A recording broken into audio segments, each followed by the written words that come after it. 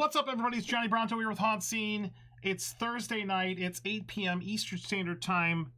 You are where you should be, watching HauntScene Live, America's favorite spooky travel show for haunted attractions and more. With me, as always, my beautiful, amazing, lovely co-host, Melissa Luca. Thank you, Johnny. Hello, everyone. Welcome to HauntScene. Hey, just so everybody is aware, right before we went live, we had a brownout or a power outage here. So if this lags or if all of a sudden the show ends, it's not our fault. Or maybe I just kicked Leonard off. I don't know. We're going to find out. So we're going to bring on Mr. Leonard Pickel here in a moment. Thank you for watching. Please share this out. If you're watching this, whatever platform you're on, we do appreciate you watching. Make sure you like and subscribe on YouTube because we're YouTubers now, I guess. And let's get in there. Let's get in. And if you have any questions for Mr. Leonard Pickel, make sure you guys interact in the chat. We do have to remind everybody that Maximus Christian Bryant is awesome because he is awesome. That's it. So, without further delay, let's go ahead and bring on our guest. And what am I going to do first? You're going to unmute our guest. Yes, I am going to unmute our guest. There we go. Hold on, don't talk yet. Boom, the guest is unmuted. There he is. Oh, now I can talk. Fine, thanks. Leonard Pickel. Hey. Leonard, what's up, Look Leonard? at that. He looks like he's got a little dead body there in the background. Pretty awesome. Yeah, I didn't have a chance to clean up today. I'm sorry. I apologize. The police come and they put all this yellow tape anywhere, but do they take it away with them when they leave? No, they don't. They just leave it everywhere. It's like litter. When you're a haunter, it's kind of like natural distressing. It's like decorations. Yeah. You can just stand at the door and start charging admission. Hey, there's an idea. There we go.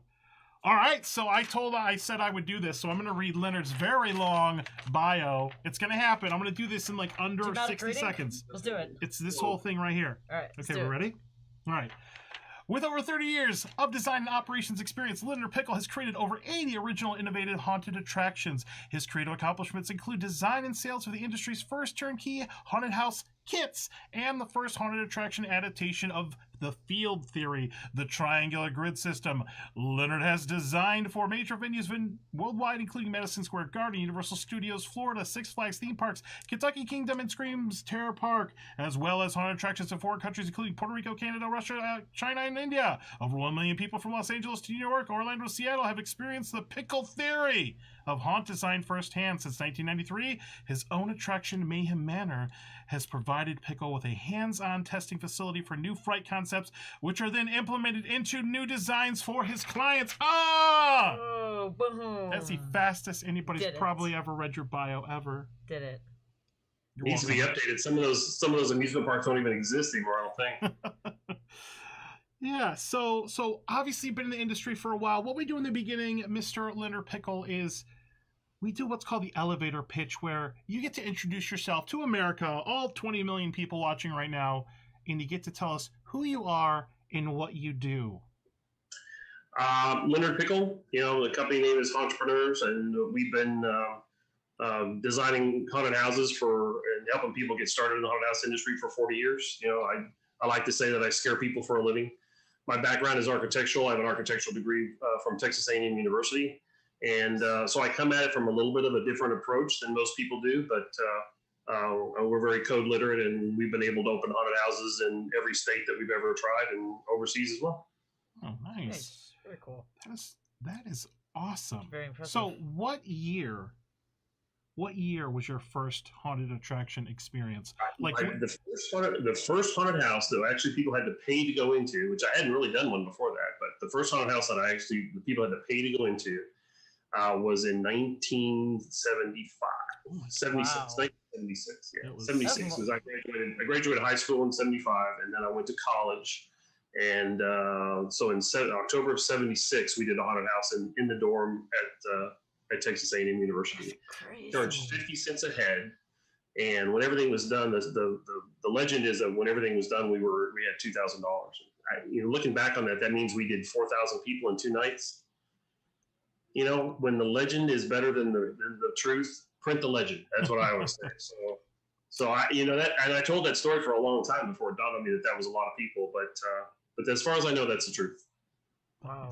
That was just. I mean, I loved doing it. I really enjoyed it, and of course, I graduated with an architectural degree and started apprenticing in Dallas and working for different architectural firms there in Dallas, and volunteered with the March of Dimes, and which was the big haunted house in Dallas at the time.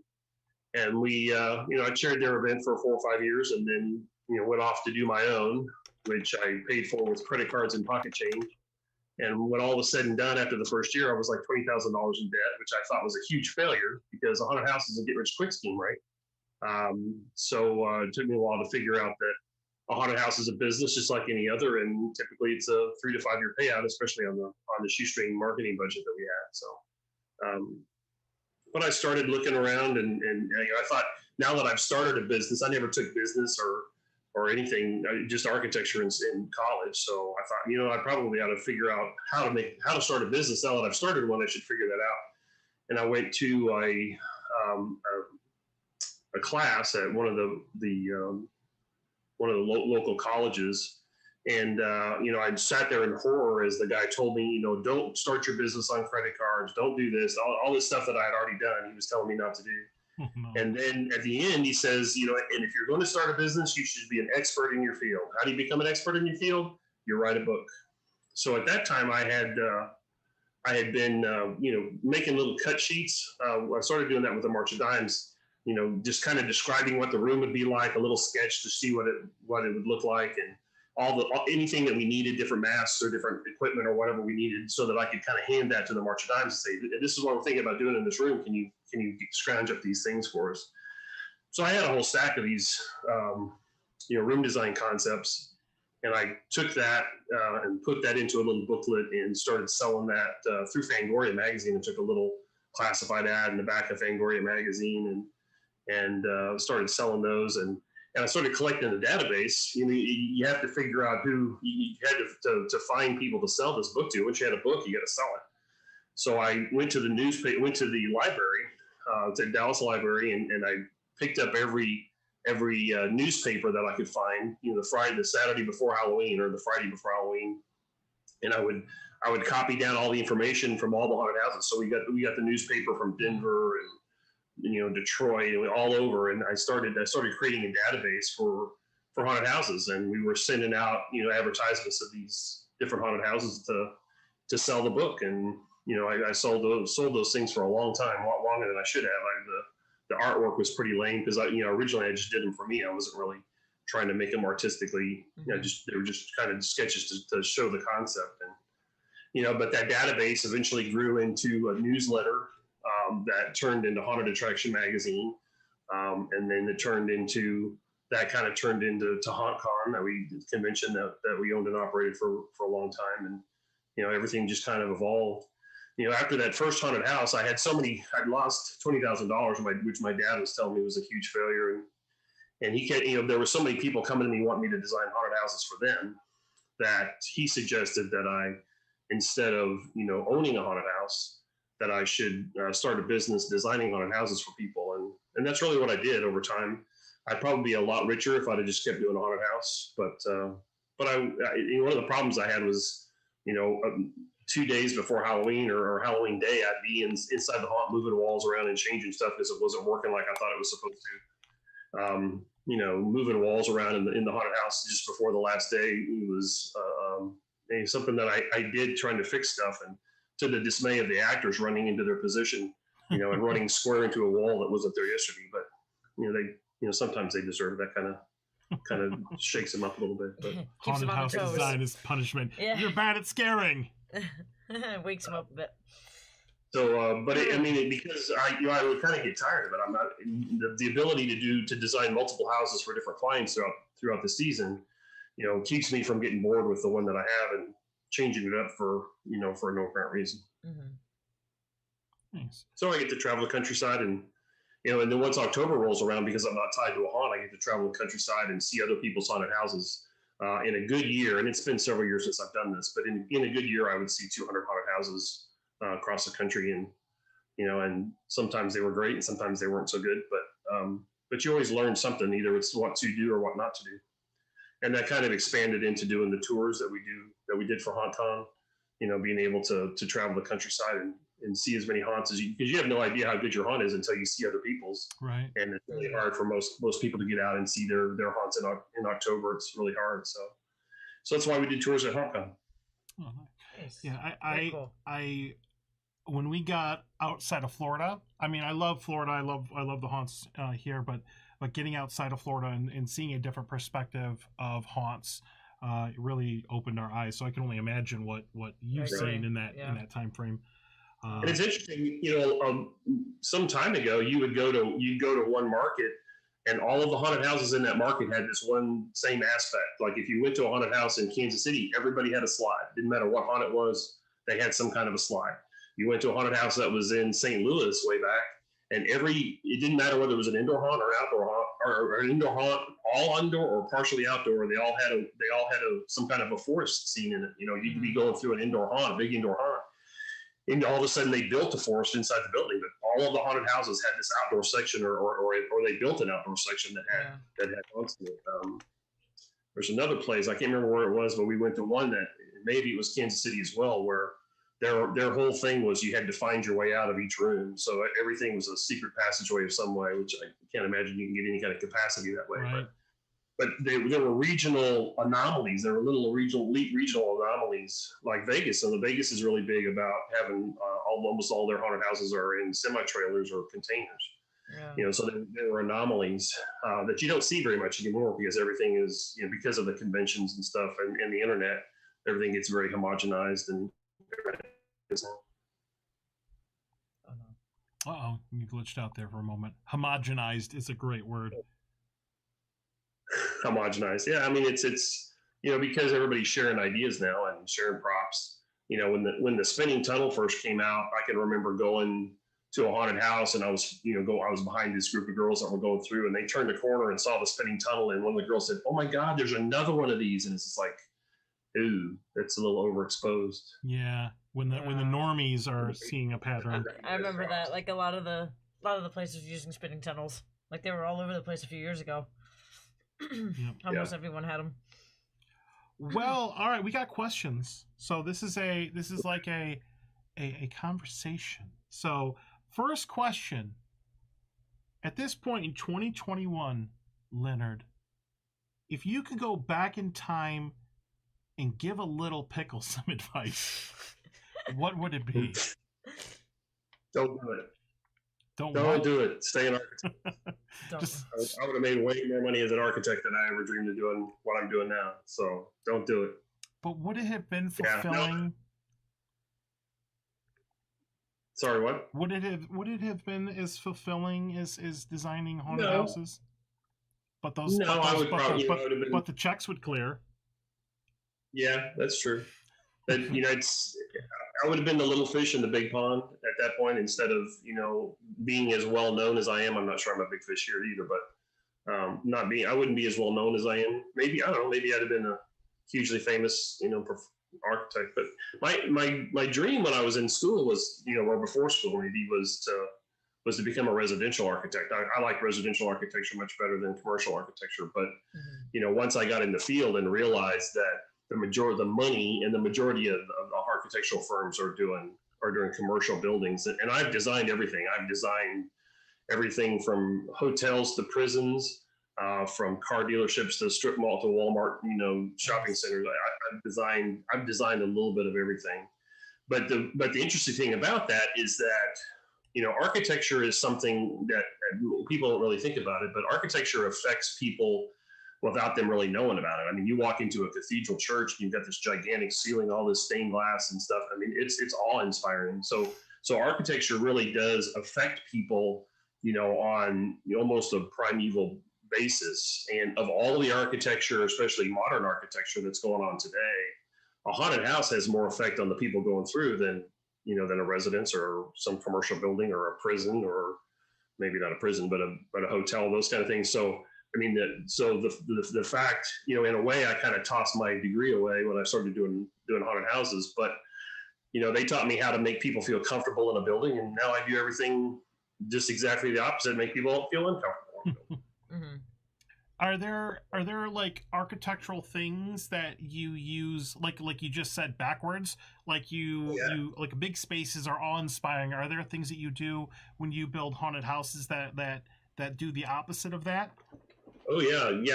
Lighting. When you do harsh lighting or up lighting, they even call when you light a tree from the bottom, they call that the Dracula effect. That's Because cool. it's you're so used to seeing everything lit from above, whether you're in an office building or outside, that when you flip that around and light it from the bottom, everything looks weird. Harsh shadows, everything's kind of homogenized, and everyone wants everything to be lit evenly. So using harsh shadows and some colored lighting and that kind of stuff. A tall, narrow space, people feel very uncomfortable with that, or a low, wide space, people feel uncomfortable with that. So there's a lot of architectural tricks that, an odd shaped room, something that's not really square, doors that are canted or not plumb and that kind of stuff. That all that stuff makes your subconscious. You don't really notice it. The people going through it may not notice it when they're going through it, but their subconscious picks up on it and puts them on edge because they know there's something's not right here. We're not sure what it is, but something's not right, and it helps to add that creepy feeling and helps you scare people. Helps them drop that suspension of disbelief. So that's what I love about haunts, is just, which is what it's all about. Yeah, getting in a haunt and just pretending the real world doesn't exist and just getting lost. That's the best part. In a totally new world. I love it. The chainsaw is really going to kill you. The easiest way to make the guy with the chainsaw look stupid is to stand there, because when he gets up to you, he either has to kill you or turn around and walk away in shame. If you can figure out a way to keep the chainsaw guy from having to stop and turn around and walk away, you're better off. Right. All right, so let's move on a little bit here. Why don't you ask this one, Melissa, number 4? What do you think were some of the top innovations in the haunt industry? The chainsaw is huge. It was the best scare when I started in '75, and I think it's lost some of its teeth, over the years. No but pun intended. Pretty strong. No pun intended. No. That was huge. LED lighting is really big. We were using par 38 cans and trying to dim them down with high voltage bulbs on low voltage cans, and to try to cut the light level down. So LEDs are, because they're low voltage, you don't have to worry about trying to run 110 power to everything. That's huge. Mm-hmm. In '84, I think, was the first time I'd ever seen a haunted house built out of panels instead of stick building it like you would a regular house. Mm-hmm. That was a huge innovation, coming up with the concept of a panel that you could so when you took it apart and moved it, it wasn't just plywoods and 2x4s. It was actually a physical thing that might be painted, that might match another, have some detail painted on it that matches the panel next to it, that you could save and reuse over time. Was a big innovation. Smells, that's something that was always really hard to do before they came in with fog and other ways to get smells out. And anytime you can attack all the senses, you're going to be better off. But materials, animatronics, when we first started off, there was very little in the way of animations, unless it was puppeted or some kind of actor moving a lever, or some kind of hand done puppet. But so animatronics have come a long way. The silicon bodies now that are so realistic, that you just really have to take a second look to make sure that that's not a real person laying there on the floor or stuff like that is pretty impressive. So latex masks, they had some guy that sneak on a plane someplace because he had an old man mask on and he was on the watch list, but he was able to sneak on a plane because he had a mask on. So it's those kind of things are have been really strong, and and in my opinion, kind of coming up with, the triangular grid system that I use has a wall panel system that I've tweaked over, is really kind of something that I fell into accidentally with the March of Dimes, and I've tweaked that thing to be a science. That technology is still strong. It's still working. Not everybody uses it. People don't understand it, I think, a lot of the time, but it's stronger. There's no scrap, so you save materials. It's lighter, so it's easier to pick up. It stores in less space. So that's kind of a technology that an improvement that's come down the pike that I'm proud of, because I've been playing with it for 40 years. But materials, they still haven't come up with something to replace plywood. As soon as when we come up with something that will replace plywood that's non-flammable and can handle the impact of somebody running into it, that would be a great innovation someday, maybe. All right, we got a question in the comments here. Funny thing about looking back in in 1975 when I started doing haunted houses, and I had really only been to 2 haunted houses before that. I remember going to a JC's haunt that was in an actual old residence. In fact, they had a curtain and stretched up the staircase, so they had an upside to the staircase and a downside, to what was probably a 3-foot wide staircase, which would never fly by code net today. But, and it was put on by the JCs, and the only really room design I remember other than the staircase was a bathtub with some mannequin parts in it with red paint splattered on them, and that was the state of the art at the time. We had just graduated from peeled grapes for eyeballs and spaghetti for brains. We really hadn't, so it wasn't really much more than that. But then you think about, and it was very common for actors to touch the patrons going through, very common. And, we pushed away from that kind of as hard as we could because we were afraid of getting sued. And, and now we've come back around to a full, people doing full contact haunted houses. And, if you make your patrons dig through some toilet full of nasty stuff to get a key, I mean, the only difference between that and peeled grapes for eyeballs is the production value, so everything kind of is cyclical and comes back around. And, I don't think touching people will last because I don't think it's really that effective, but we'll see. Nice. All right, we got a question in the comments. I see more and more animatronics at haunts. Do you think this is taking away from the experience instead of having a character in its place? Mr. Johnny Freitsky in the comments. I don't think that animatronics are as effective at scaring people as people are. And I built a haunted house I owned a haunted house in Myrtle Beach, South Carolina. It was a summer seasonal haunt, and it was designed to be a one-actor show. And, because of that, it had a lot of animation to it. And I got so tired of the electric eye or the pressure mat or whatever it was setting off the prop when the patron was looking the wrong direction. The prop would go, and the guy would go, what? And never really see what happened. So I started taking all of that stuff off of automatic triggers and gave it to the actor to fire because it's always more effective if the actor is going to fire the set off the scare than it is if the animatronic does it. And I use animations pretty lightly in the haunted houses that I designed for people, and mostly partially because you can't buy it. I mean, if you tried to buy animatronics from a large animatronic company today, here in May or next year in June now. So here in June, it's almost impossible to get anything from them before Halloween. And that would stop me from being able to take on a new client between now and September and and sell him a haunted house design. So I've come up with the designs that I do are very actor intensive. And because of that, you can do that without buying high dollar animatronics, which is a more economical way to do it. But the reason that haunted houses are adding more animations and trying to do away with actors is because staffing is almost impossible. It is so hard to find people that'll work at all, much less that are already good at it, that it becomes more, and every year it becomes more and more difficult to do that. And that's why large haunted houses have a lot of static props and a lot of animatronics, because they're trying to fill in space where they can't afford to hire an actor or can't find an actor even at any price. Gotcha. So I do think it takes away from it. Between scaring people is very much like telling them a joke. It's all in the setup and the punchline and the startle. And that really kind of needs to be done by a live person. And a live person can do multiple things. The animatronic can do one thing. True. And that's all it can really do.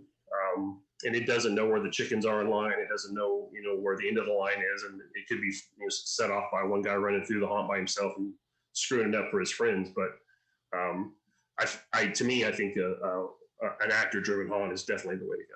I'll use an animation in a place where an actor would not be comfortable doing it. If you've got if you've got a room design, your storyline calls for somebody sliding out from underneath a bed all night long, I'm not going to make an actor do that because he's going to get kicked and it's going to be hard on him all night long, or popping out of a barrel or something like that. I'll use an animation for that. But typically all my scares are designed to be, done by physical people.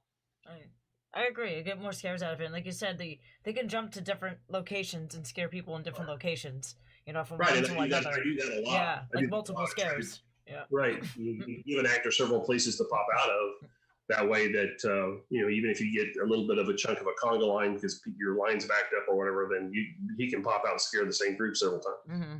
Yep. And from a repeat patron standpoint, like, it is really cool when you go to a haunt and there's a big prop and it pops out at you. It's all inspiring or whatever, but like that diminishes very fast. Whereas an actor could do something different or I think that, because there are some haunts that we've done a bunch of times and we're just like, whatever, like it's just, we've seen it a bunch of times. So yeah. Yeah. You buy a $10,000 prop and, you use it 1 year and then next year, what do you do with it? Everybody's seen it. So it doesn't have the impact. It's nice to have those big props for, when the newspaper or the news comes out, and wants to do a live shoot, for their weather or whatever. It's nice to have, one room that's got a big animatronic in it so that you can utilize it. But, does it really, would 10 actors in that room be better? It'd probably be the same price. So yeah, I think having a bunch of actors doing something in there would be scarier. So, in my opinion, there are a lot of people that disagree with that, but that's fine.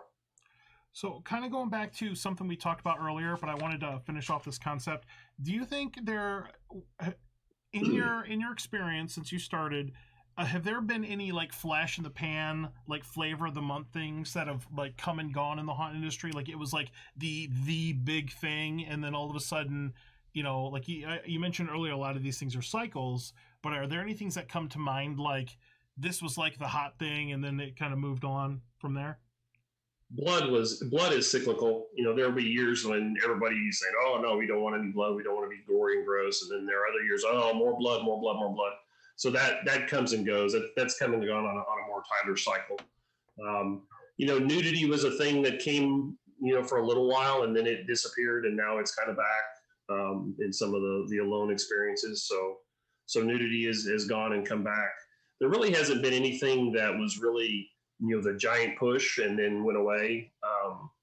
Another innovation that we did was multi-element. Instead of having one gigantic haunted house to have, multiple small haunted houses all in the same place so that you got that feeling of haunted house hopping. When I was young, we'd throw everybody in a car and go see 3 or 4 haunted houses all in the same night. You can't really do that anymore. The lines are too long, they're too far apart. Mm-hmm. But having 4 or 5 haunted houses at one location allows you to kind of do that, and hang out with your friends for an evening. So that's kind of an innovation. Before that, they were all gigantic haunted houses.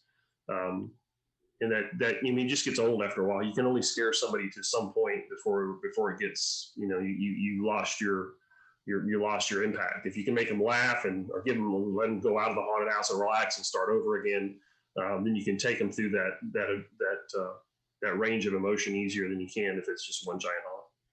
Now, do you think that's based on like a length of time? Like, do you have a go-to rule for how long an experience should be for a patron or a group of patrons? The smallest attraction that I've ever designed that was built was about 1,500 square feet. And again, the triangular grid system allows me to cram a lot of haunted house into a small space. And I wouldn't want to have just one haunted house that was that small. I would, if it was just a standalone haunt, you'd want something that was in the 3,000 or 4,000 square foot range. But instead of doing, that, I'd probably break it into 2 pieces. So I'd have 2 15s or two 2,000 square foot haunts. But my model is that you have at least 3, if not 4, 2,000 to 3,000 square foot attractions. All about the same size, and you want them to be all about, the same, give them all the same weight so that there's not one main show and then these are minor shows. And that way you can rotate them. I mean, you can, check your exit polling and see which one, did the people like the least. And then you retheme that for the following year. You change the actors, rearrange it, send them through it backwards or something just to change the scares up. and then rename it, and then you've got new for 2022, Slaughterhouse. So it gives you more to promote, than One Giant Haunt does, and it gives you an opportunity to sell people something in between the haunts. If it's One Giant Haunt, you can't get people out of line to buy something, and when they're leaving, they're going right by McDonald's. They're not going to buy anything then either. But if you can break it into multiple pieces and put them side by side, not nose to tail. If they're nose to tail, it's really just one big haunted house, even though you call it multiple houses. So if you could put them side by side, then at least you got to go to the bathroom between the two different haunted houses, and it'll give you a chance to buy something before you get back in line and go through the next one. Nice. Now we have a piece of memorabilia. Universal Orlando's Horror Nights: The Art of the Scare. So you've seen this, right? I have, yes. Yeah, I have it on DVD as well. I'm not sure if I met you first or if I saw this first. Because I remember when I met you at the Ocala Make and Take. That was years and years ago. And you were like, "Who's this guy?" he's like, "Who's this jobber?" And but you have like a little thing at the beginning of this. So can you tell us about what you did for this particular thing? It's basically a 48-minute video, and this is back in 2003. So this is like old school Halloween Horror Nights. But you had a little section here in the top. Do you remember, or what were you talking about in that? I don't remember exactly what I was talking about. I've been a talking head on several, Halloween specials. One of them was shot at Eastern State Pen in Philadelphia, and I've been on a couple of others. They even had one come into the haunt that I did in Myrtle Beach and shot for 2 days. They rented the place out for 2 days, and we shot a bunch of video in that I don't think has ever even seen the light of day. But so I've been on several of those. Can you remind me what I was talking about? I think I remember. It was they were talking about the behind the scenes of the houses and the effects and makeup and stuff like that. And you had an interview where you were talking about certain special effects in the haunted houses and stuff, from what I can remember. Yeah. Any good? Yeah. In 1992, Universal approached us. And wanted us to design 2 haunted houses for their Halloween Horror Nights event that year, and their criteria was they wanted us to be able to do more than 1,000 people an hour, and I knew I could do that because several years before that, when I was still with the March of Dimes, Halloween fell on a Saturday that year, and so I knew we were going to be at high capacity, where I knew we were going to have more people than we could handle. So I designed a haunted house that I would call a reverse funnel. About 2/3 of the way through the haunted house, the pathway split into 2 different hallways. And I think at the time we just had, a guy standing there with one of the volunteer actors just with a door that would just switch it between the groups. And you send one down this to see this exit, this finale, and then another one to go down the other hallway to another finale. And I knew we were going to be really, really busy, so I warned all my actors, explained to them, everything has to be scare forward, don't stop anybody, make them move forward through the haunt. Don't stand in their way and keep them from moving. So the actors knew what to do, and they knew that at some point there was going to be a continuous lineup of people through the haunted house. And, so I briefed my ticket taker. She knew what was going on. She was ready. We started off normal, taking tickets, and then pretty soon the line started getting a little bit long. So I gave her the sign to go ahead and go, and she just started taking tickets as fast as she could take tickets. And when I was looking at it like that, it's like, oh my God, that's too fast. But I went to the exit and was watching people coming out, and they were laughing and cutting up and having a great time, and nobody was complaining about it. So I just let it ride. And at about 11:15, the parking lot was empty. There wasn't a soul standing in line. We'd put everybody that had come that night through the thing, and we'd done over 4,000 people. So Wow. From 7 o'clock until 11, we'd averaged 1,000 people an hour. Wow. So I knew we could do that. I knew that we could do those kind of numbers. So we did 2 haunted houses for Universal, designed them and built them and brought them out and did the install. And one of those was really fun because it was back when they had the Psycho house Yeah. with the with a hotel facade in front of it. And so the entrance to this thing was the hotel. They went into the hotel through the facade of the hotel and had in a sort of brief interaction with Norman, dressed as Norman. And then they went through a tunnel and ended up in the basement of the Bates Motel. It was really just a tent that was behind the facade. I don't remember how we exited it, but so anyway, and then so every actor in the entire haunted house was a guy dressed as a mother. So they were all, we had tall, skinny mothers, we had short, heavy mothers. But they were all guys dressed as a mother with a knife, and they were able to run that. And they started building queue line out in front of that haunted house, and I laughed at them. I mean, it's just like there's way too much queue line. You'll never fill this queue line. Because I'd seen 1,000 people an hour line before, I knew what that looked like. And the next day they came out and they built more queue line. I thought, you guys are crazy. You'll never fill this queue line. Well, they did. Not only did they fill both of those queue lines, but the line went deep into the park. And they ran that haunted house at 1,800 people an hour. And they were pulsing. It wasn't a constant line. They were pulsing groups through. Wow. But they were able to run that at 1,800 people an hour. And then they were all mad at me because the one that we designed one on that side, and there's the slaughterhouse is under a much smaller space inside the facade buildings in the Chicago area, and they were saying we can't get the numbers up in this other haunted house. Come look and tell us what's wrong. And so I went over there, and I'm walking through the haunted house, and they got a staff person standing in the hallway with a flashlight saying this way, this way, this way, and it's just like, there's your problem. If you'd have told me you were going to do that, I would have designed in little alcoves for the guy to at least stand out of the hallway. There wasn't even room for the people to pass. That's what's slowing down your capacity. It had nothing to do with the design. And come to find out that the two places that the haunted house were in, this side of the park was controlled by this group of people as far as operations, and this other side was another part of another group. Another division for operations, and that division just was under the mindset that they had to have somebody in the hallways with a flashlight showing you where to go so that you knew what you were doing. Not only does it just absolutely destroy the suspension of disbelief that you're actually in whatever kind of structure that you're supposed to be in, but they're in the way, and it's just annoying more than anything. But even today, they still have that section of the park when they put a haunt in it has those kind of people in it, which is crazy. Yeah, it definitely breaks the immersion. At that time, the Universal had a haunt that they were doing. They had built one, and theirs was a double path, which I thought was an interesting concept. They actually had two physical pathways that ran parallel through the same attraction. So they were going through the same rooms, but it was two separate paths. And they couldn't they were having trouble getting up to 1,800 people an hour against my scare forward split maze. So I was pretty impressed with that. All right, we got a couple questions here. Adam, to Leonard Pickel, which haunts have you visited as a guest? I think it's more like what haunts hasn't he visited at this point with all the ones that you do, or are there any that you haven't visited that you want to visit? I have not been to, gosh, what is the name of that thing? Haunted Overload.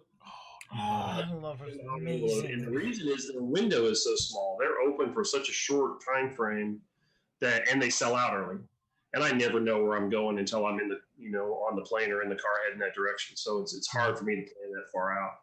But yeah, I've never been to Overload, which is a travesty, I'm sure. I know. Yeah, maybe eventually.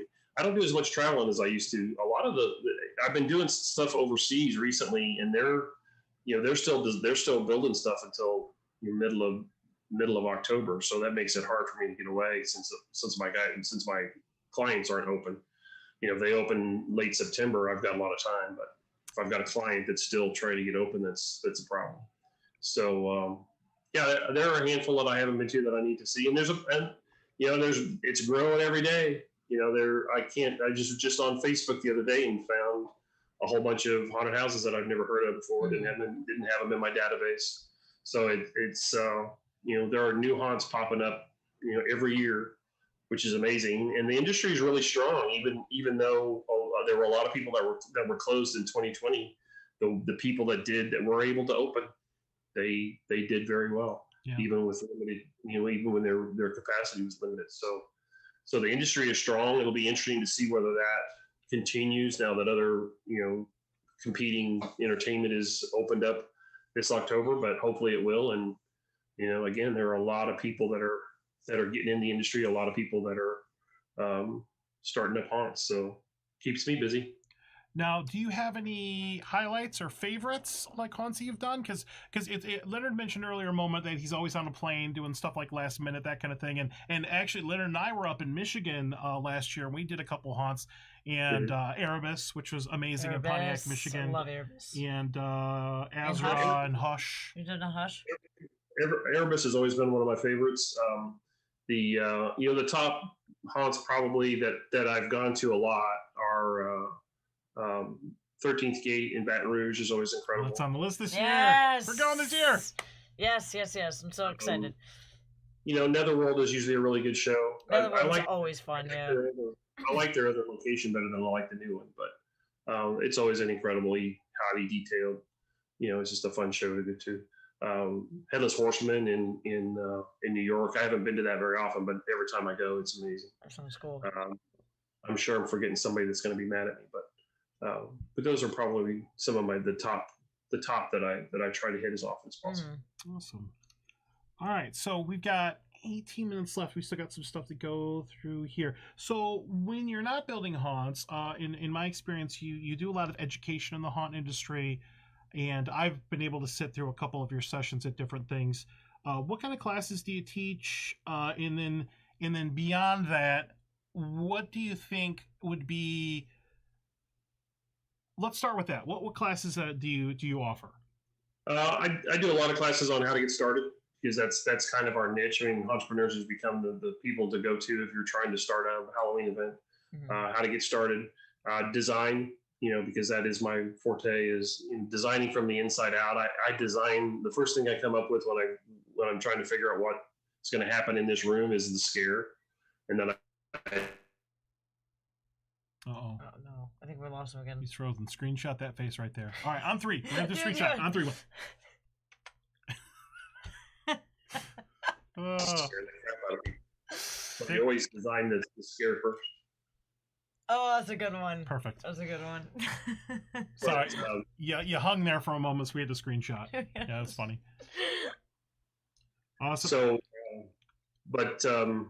So yeah, I mean, I do a lot of design. Many years ago, I did a seminar on time ticketing and how I thought that was going to be the future of the industry. And it's interesting because it kind of took COVID to make that a reality. But now the people that did try time ticketing, I think were really happy with it. And so there's going to be a lot more of that happening. So I'm kind of glad to see that finally.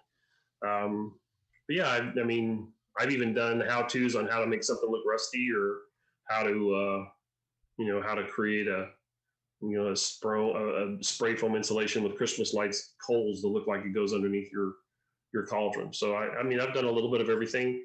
I'm not as versed in actor staffing and that kind of stuff, but the business side, how to design a haunt, how to build a haunt, I've done several of those recently that are, I kind of came up with the best way, the most economical way, and looking at all different ways of how to build a haunt and what I think the best ways to do it are.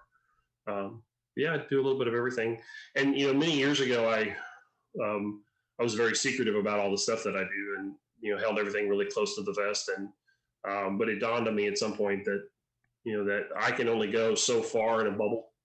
But if I share what I know with you, you can take that, and put it with something that and take it further. And then I can take that because you've taken it further, and then I can go further. So I'm really big on sharing, and that, Haunted Attraction Magazine was a big part of that, of being able to, write articles and before the internet really kind of took off, and being able to share information with people and share photos and really in-depth. One of the things I was proud of with Haunted Attraction Magazine was the in-depth articles that we did on other people's, on other haunts, how the people got started, how they met their wife. I mean, the details that we put into that.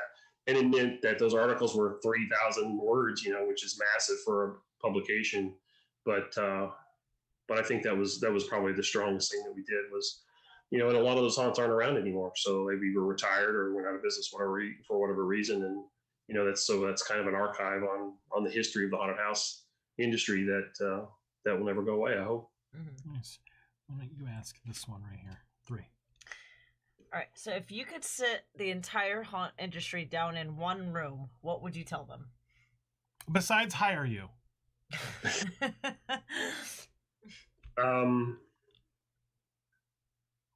Stop fighting between each other.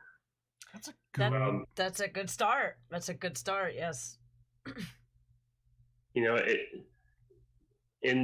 think the newer owners are a little bit better at it than the old owners were. The old owners were so afraid, when a new haunt came into their market, that they were going to steal a piece of their pie, that they, railed against this new haunt, and that's a mistake, because if that new haunt fails, he's liable to burn actors for not getting paid, or not paid rent, or he's, you're better off going and doing everything you can to help them get up to speed. Because if somebody goes to a haunted house that's a really poor, weak haunted house, they're not going to go to another one. So if you do everything you can to, put your competition out of business, you're really kind of hurting yourself. I mean, there are like 80 haunted houses in the Chicago Metroplex. 80. We thought Detroit used to have 60. We thought that was massive. So, but Detroit had a reason. They had a thing called the Fear Finder that was holding a bunch of nonprofit haunted houses in the market. They knew as long as they got an ad in that publication that they'd be good. Chicago doesn't have that, but there are so many haunted houses in that market that there's room for everybody. Another haunted house in your market is not going to steal your piece of your pie. It's going to make the pie bigger for everybody. Mm-hmm. The first year, if they come in and they've really got their marketing down, people might want to go see the new haunt first, and so that might hurt you the first year. But the second year, it'll come back and even be even better. So, and I understand. There's some staff guy who you think is a key person gets mad and and leaves your haunt and goes to the other haunt. So there's going to be bad blood, but you just got to realize that everybody's out here to do something that they love doing. Rarely do I find somebody that got into the haunted house business because they thought it was going to be a great 401k for them. They do it because they love doing it, and they're not trying to.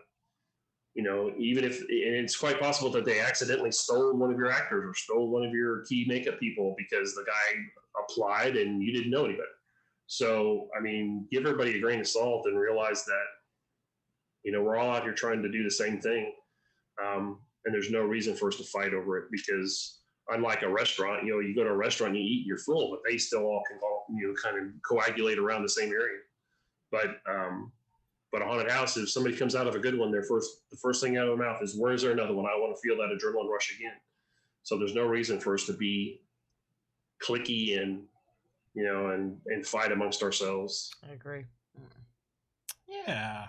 And the other thing I would say is spend more money in advertising. The majority of the haunted houses in the country, that are struggling, are doing so because they're not spending enough money in advertising. The industry average is somewhere between $2 and $3 per head. $3 for a brand new event. $2 I've even heard as little as $1.50 for an event that's established and running hard. But I am guilty of not spending as much money as I should in advertising. It's so much easier to go buy that prop, that's $5,000 that you can take home and and hug and sleep with if you have to. But it's so much harder to spend that $5,000 in radio time or on a billboard or something. But which is more important? I mean, which is going to make you more money in the long run? It's not going to be that prop. Yeah. Doesn't matter how cool your haunted house is. If nobody knows about it, they're not coming. Exactly. So you can do better with a haunt, a brand new event that it's a little bit different with Yelp and with Twitter now. But a haunt that's not as good as it should be but it is marketed properly, has a better chance of surviving than one that's absolutely incredible and doesn't do any marketing. Yeah.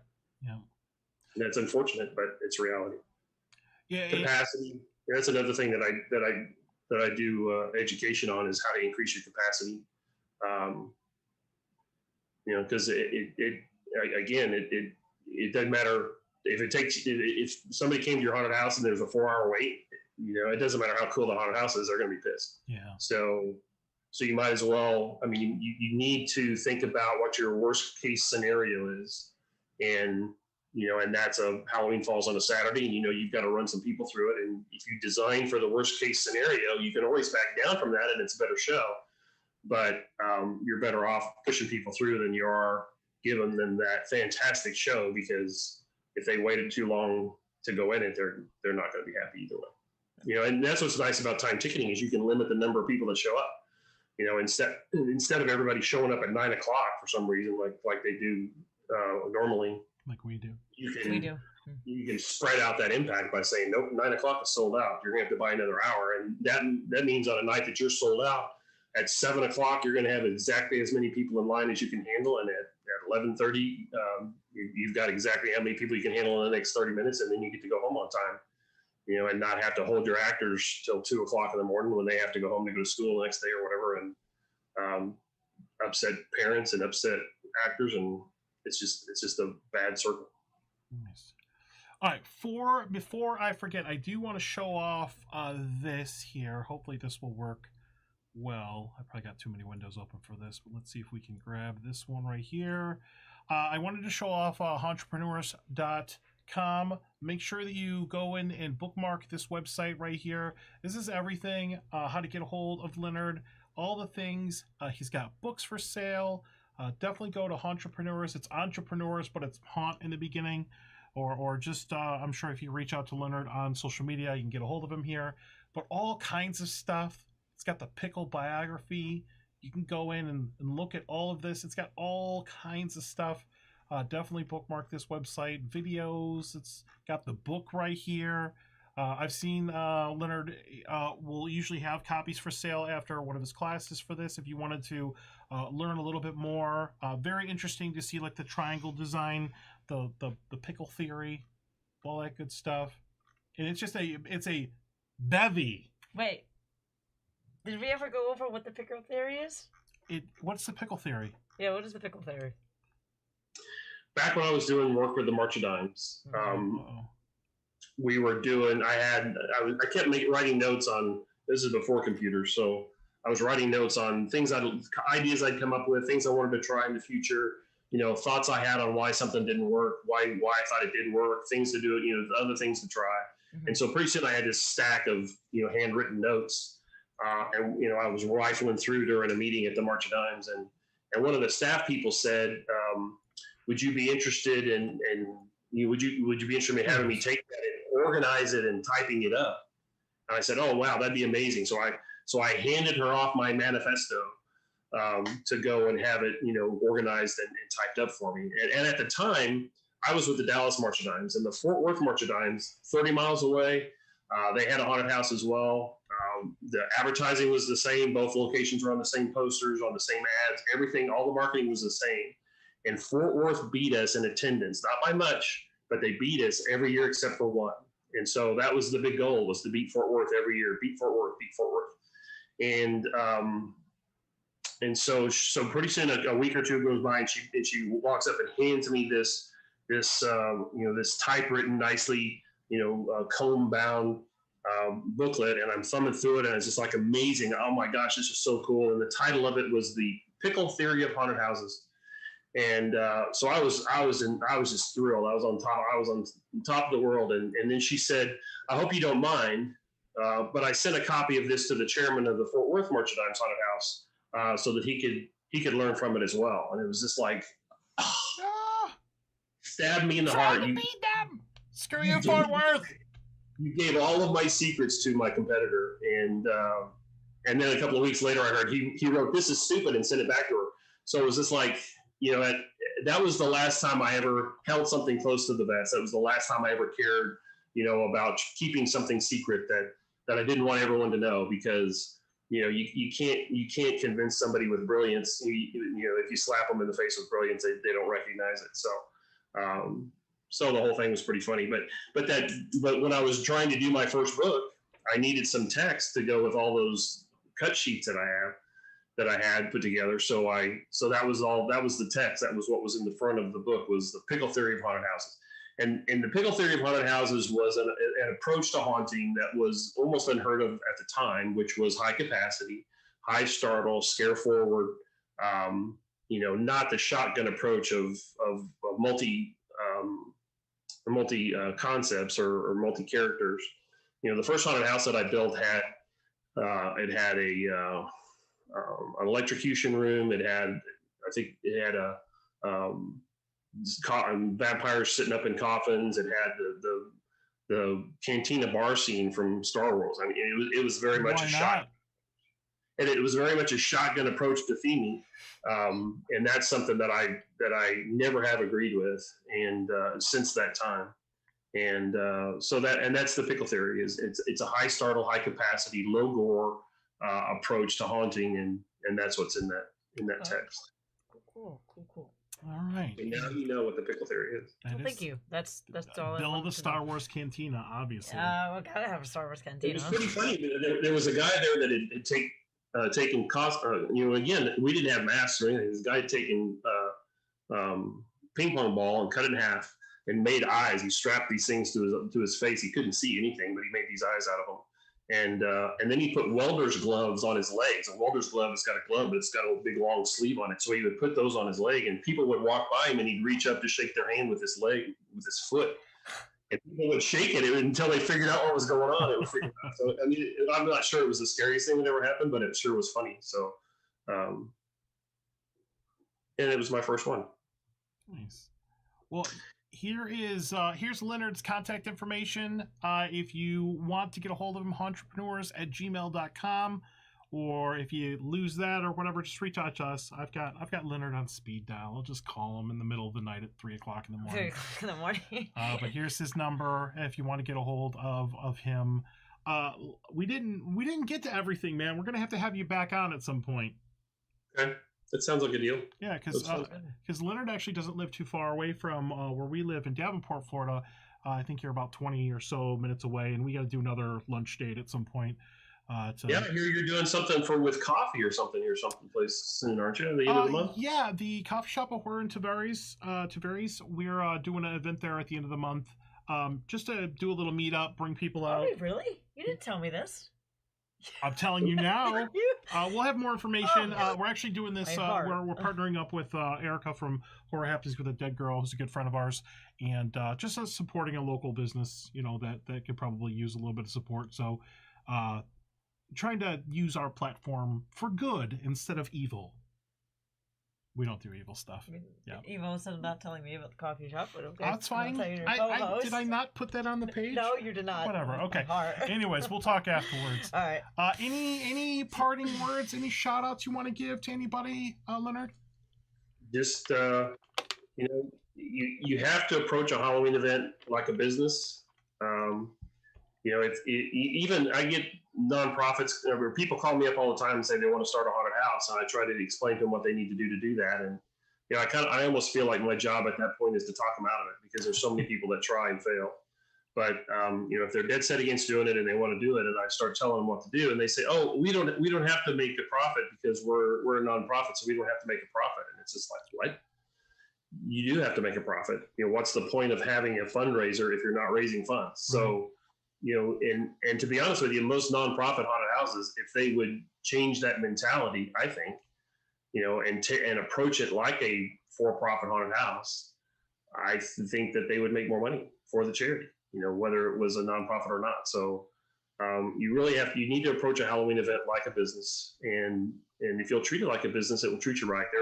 There are haunted houses that are doing 4,000 or 5,000 people through their event in October, and there's some that are doing 50 or 60,000 people through their event in October.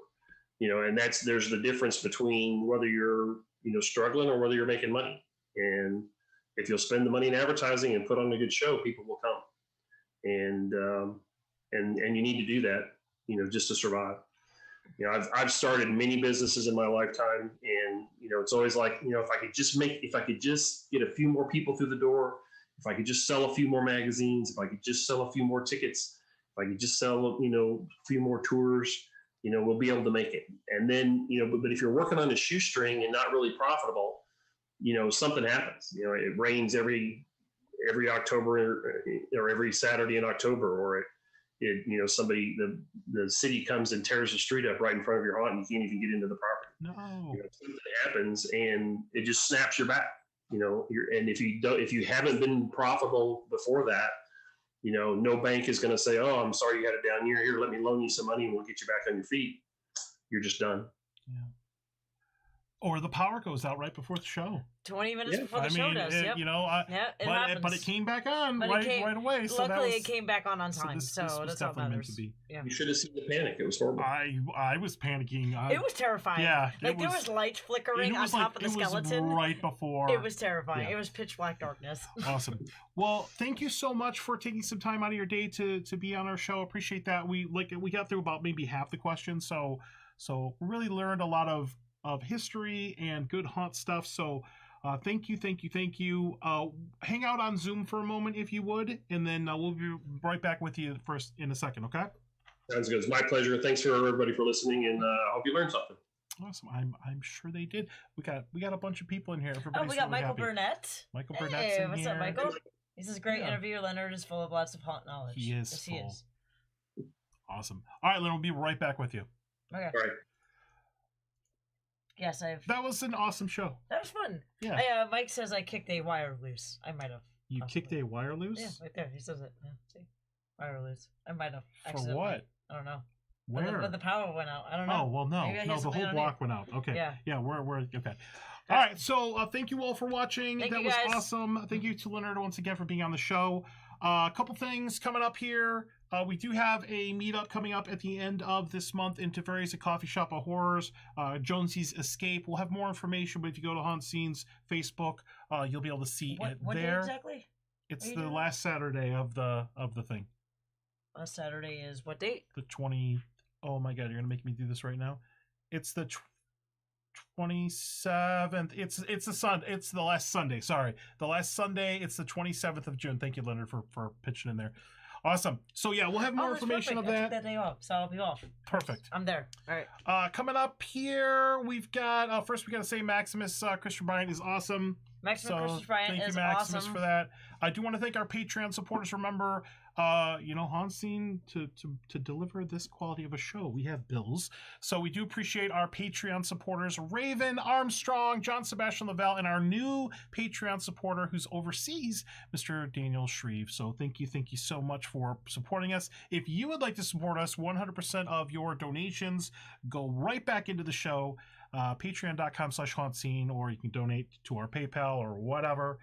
Next week on the show, we've got the Oprah of Horror Movies and Beyond. I'm going to butcher her name, Ivotrez Littles. I was trying to get a pronunciation from her before the show. Awesome. But she's awesome. She's we're going to be talking horror. She's like hardcore into everything horror. So that'll be a really neat guest to have. Can't wait to talk to her. She's really cool to talk to. And make sure you guys are all following us on social media. We're on everything. Instagram, Facebook, Twitter, TikTok. Email us if you need us. Make sure you subscribe to us on YouTube. Podcast is on all major platforms, so we'll put the podcast out. You can listen to that if you want to. If you're listening to the podcast, we do appreciate you listening to the podcast because it's audio only. But that's going to be it. So we're going to go ahead and wrap this up. Thank you so much. We appreciate all of you. I know moving to YouTube has been a big change over the last couple of weeks, but it seems like it's working out pretty good. So we're gonna stick to it at least until I give up on it. Just kidding.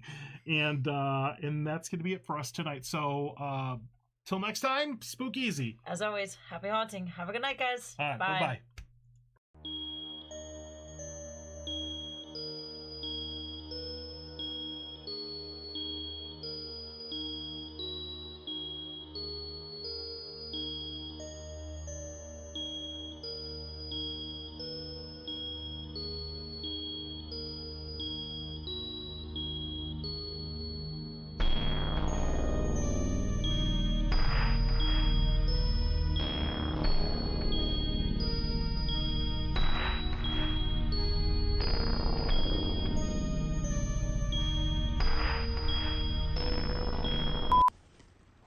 Give me some treats.